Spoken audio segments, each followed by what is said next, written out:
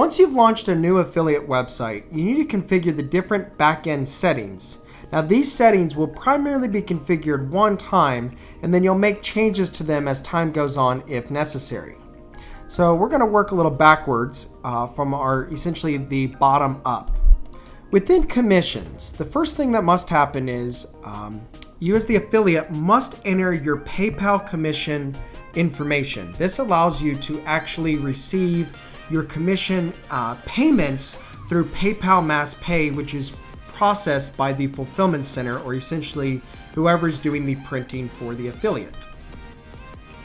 Now, within store configuration, the primary thing to worry about is selecting the blank product. So the fulfillment center allows us to choose which blank products we want to offer based on what they're making available to us as the affiliate.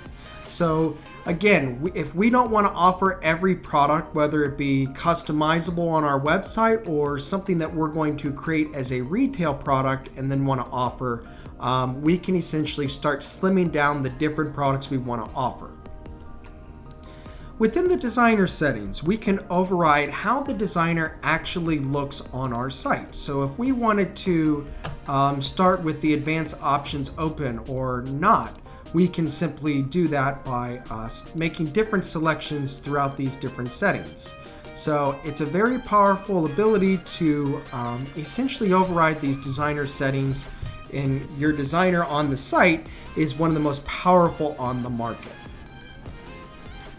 Within the marketing and sales tools, you have many different tools that are a lot of the time used outside of the affiliate website. So if you want to implement an iframe or an RSS, you're going to typically do these outside of the site itself, or we can make gift certificates available. But one of the more commonly used tools within the marketing and sales tools is the visitor statistics.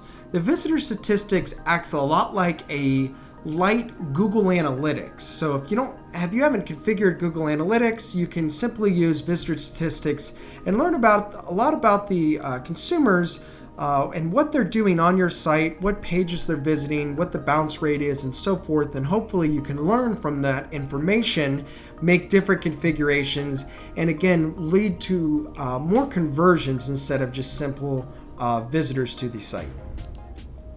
Within the SEO tools, you're going to want to override the default keyword and meta descriptions.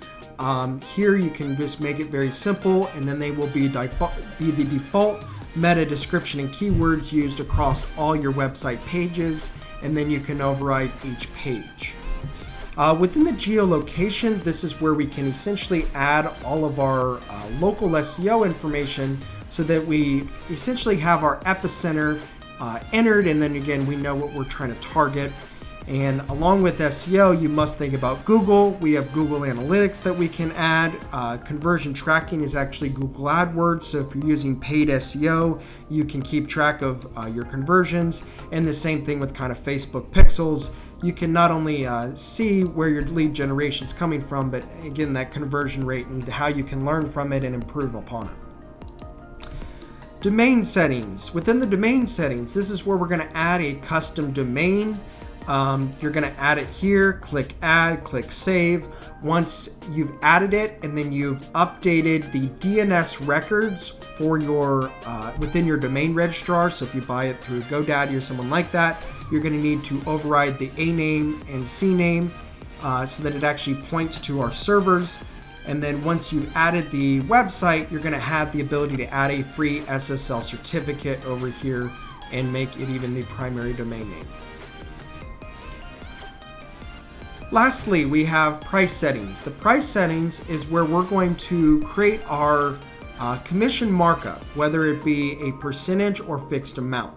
Now, this is going to be, again, the default. So we have the ability to override what the actual final price is for our retail products, but we must configure a default markup initially. We can choose how we want the price to round, whether we want it to be to the 1/5 or 99 cents. We can choose how it is displayed, and then even how discounts are applied, whether they're just to the blank or the entire product itself. So these are the general settings that you must configure initially. And then once you get them configured, you're not going to have to visit them very often.